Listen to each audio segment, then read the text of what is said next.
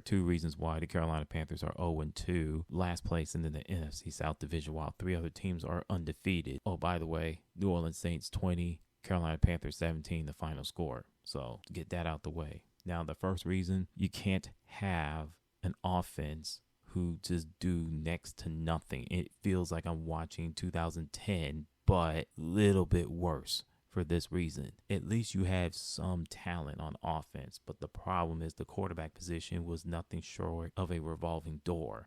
This one for the Carolina Panthers in 2022, you got Bryce Young as the number 1 overall pick. He's going to struggle. I'm going to say this again for the people out there who don't understand it. That includes the Carolina Panther fans. It's going to take time. He's not going to come out a gunslinger where he's just slinging the ball all over the football field, put up Madden NFL football video game type of number. It's just not going to happen like that, okay? But you expect better improvement, and I get. But when you have an offensive line who's supposed to be the strength of in that unit, just letting the offense, but they just not holding their end of the deal, allowing him get hit or get sacked. If it ain't that, it's the little running game. I feel that last night's game between the Saints and the Panthers, I felt that the offense was just very little, and it felt like they relied too much on Miles Sanders instead of matching between him and Chubby Huber, because I felt he did a great job in the Falcons game. He was picking and choosing, following his blockers instead of trying to go for the home run play, which he did that at least 2 or 3 times in that game, and it got him in trouble. But in this game, he didn't do that because he hardly got the ball. If it ain't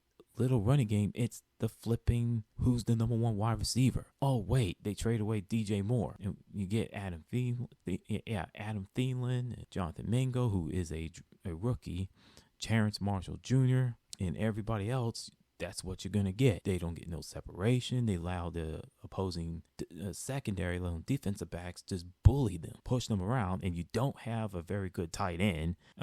Excuse me, you have a subpar tight end. When you add that up, you can only manage to get 27 points. I'm talking about the Carolina Panthers offense the first 2 games. That's unacceptable, especially for an organization that spent a lot of money on draft picks, spent a lot of resource, a lot of time, having this adventure type of assemble on the offensive side of the football. That's crazy. And you're asking the defense to do everything, put them in a good position. It's just unbelievable, And yes, do I think the offense need to start creating turnovers, get a fumble for 6, pick 6? They're going to have to do just that in order to take the pressure off of the offense. And I know that's asking not just a lot, you're putting a lot of it on their shoulders. And that's not fair for the Carolina Panthers defense. And they already lost Shaq Thompson to a shin injury. I hope it's not a season-ending injury or anything like that.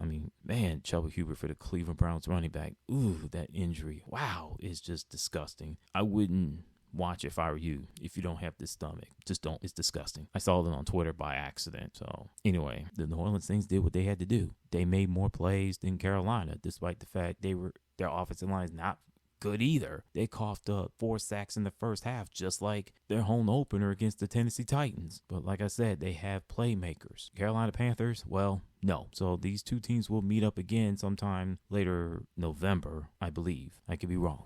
So anyway, now as far as this Carolina Panthers going to out west to take on the Seattle Seahawks, who, by the way, got a victory in overtime in the Motor City against the Detroit Lions, 37-31 last Sunday.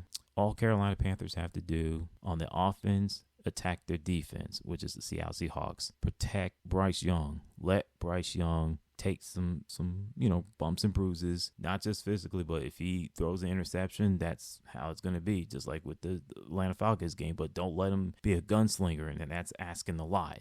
Make good decisions with the football, and the play calling has to be good because it is awful. I don't know who's the offensive coordinator. I don't know who's calling the plays. Is it the offensive coordinator? Is it Frank Reich, the head coach? Because if it's him, I'm talking about Frank Reich, he better give it to the offensive coordinator, let him call the plays, because Frank Reich is not doing anything. The play calling is vanilla. It is uninspiring. It is sleepy at best, and I feel a little drowsy right now. I'm about to go to sleep. It's 12:47 a.m. in the Eastern time zone. I apologize for that. Anyway, So, plus Carolina Panthers are 5-10 all time against the Seattle Seahawks, and the defense for the Carolina Panthers just go after Geno Smith and hope to the football gods that he doesn't pick y'all apart.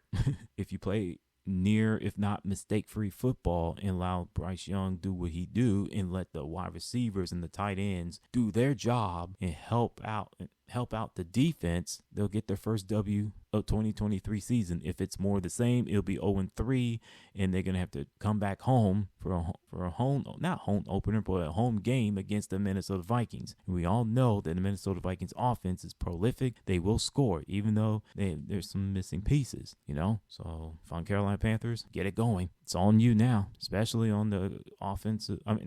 Especially on the offense, let alone the entire coaching staff and Frank Wright, because there've been a lot of chattering that the Carolina Panther fan base are sitting there saying you shouldn't let Steve Wilkes go. You had an opportunity to keep him. So I think not only it's on the coaching staff, I think it's also on the front office, the owner. But if I hear the word patience or patient one more time from ESPN's Dan Orlovsky or anybody else, I'm going to lose my mind. I know that. I know. I don't need to be told 10 plus times. I lost count. So with that, throwing y'all salute, I'm going to bed with your thoughts on to last night's game between the Saints and the Panthers, and the next week's game between the Panthers versus the Seahawks game. So going to bed. Check y'all later.